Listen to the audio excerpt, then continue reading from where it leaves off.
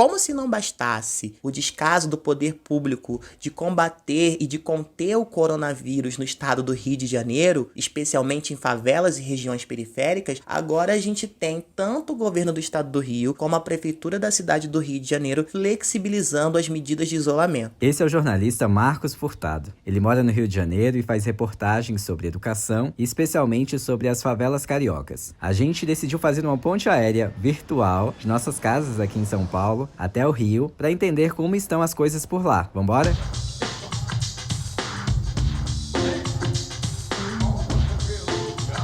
Oi, eu sou o Wagner de Alencar e estou em Quarentena, o podcast criado pela Agência Mural de Jornalismo das Periferias, com informações, histórias e relatos sobre a Covid-19. O Marcos Furtado mora na comunidade Pereira da Silva, em Santa Teresa, na região central da cidade do Rio de Janeiro. Ele está acompanhando de perto as dificuldades do isolamento nas favelas de lá e também as ações tomadas pelos governos municipal e estadual para conter a disseminação da Covid-19.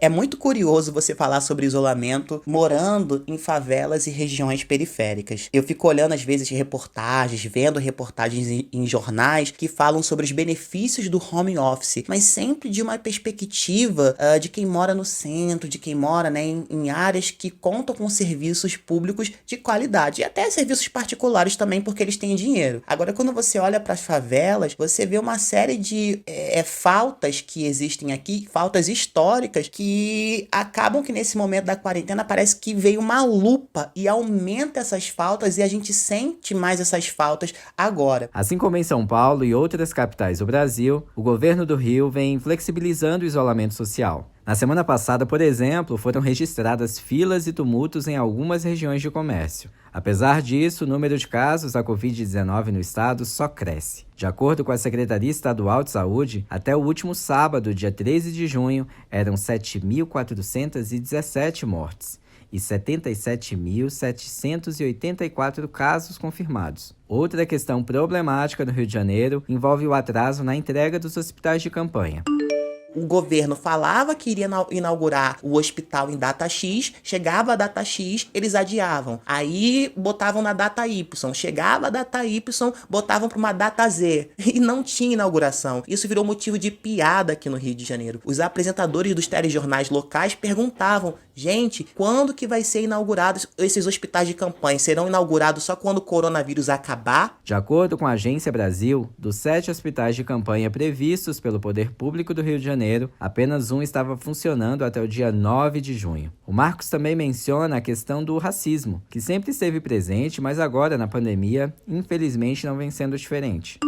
Ainda tem a questão problemática do racismo no Rio de Janeiro, por meio das ações policiais. Recentemente eu fiz uma reportagem de um estudante que acusou uma loja de racismo porque ele estava usando a máscara de proteção. Segundo ele, a abordagem foi super racista. Ele divulgou isso no Twitter, eu pude entrevistá-lo, eu fui atrás das fontes e é uma reportagem que me dói muito. Recentemente, o centro do Rio de Janeiro foi palco de manifestações dos movimentos negros, que protestaram contra o fim do racismo e lembraram assassinatos como os da vereadora Marielle Franco e do jovem João Pedro.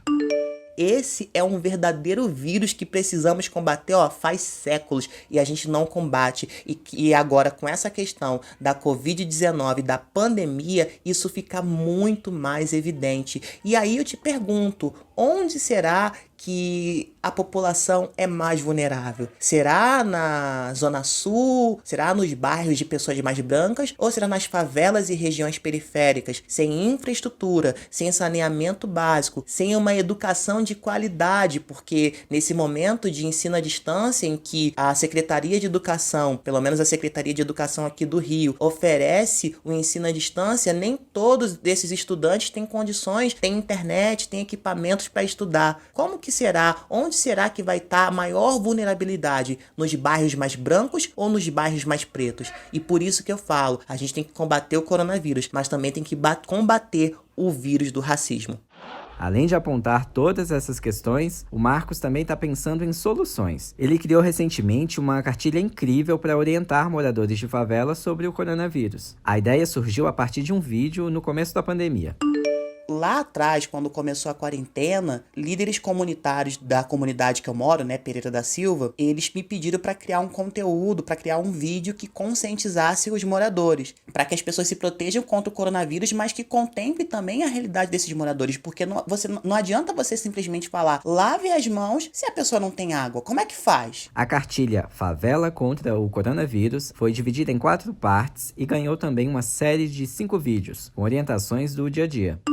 Depois de ter imaginado esse conteúdo no meu quarto, na minha casa, né, entrevistando pessoas sempre à distância, e depois que eu entreguei esse conteúdo, uma produtora da Globo, da Rede Globo de televisão, entrou em contato comigo e a cartilha foi divulgada num site local, num jornal local aqui do Rio. Então foi muito legal essa repercussão, muita gente veio, entrou em contato comigo por minhas redes sociais falando, eu quero a cartilha para minha comunidade, onde que eu acesso? E aí eu indicava o site do Projeto Colabora para que as pessoas pudessem compartilhar o material. Muito bacana, né? Para ter acesso à cartilha, é só acessar projetocolabora.com.br e buscar por cartilha. Além disso, o Marcos Furtado lançou recentemente um canal no YouTube chamado Informados. Por lá, ele vai abordar notícias com uma linguagem mais jovem e democrática. Ele chamou de Tutorial de Notícia. Vale a pena conferir. No episódio de amanhã, vamos falar sobre a Baixada Fluminense, ainda no Rio de Janeiro.